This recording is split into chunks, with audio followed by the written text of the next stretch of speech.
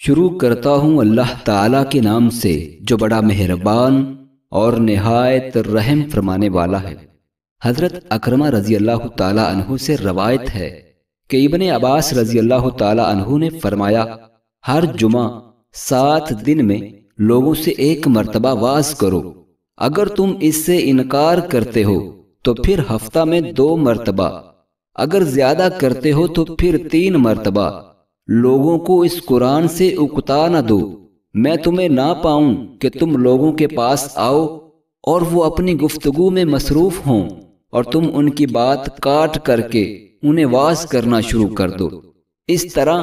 تم انہیں اکتا دو گے، بلکہ تم وہاں جا کر خاموشی اختیار کرو، جب وہ تمہیں کہیں تو انہیں واعظ کرو، دراں حلی کا وہ اس کی خواہش رکھتے ہوں،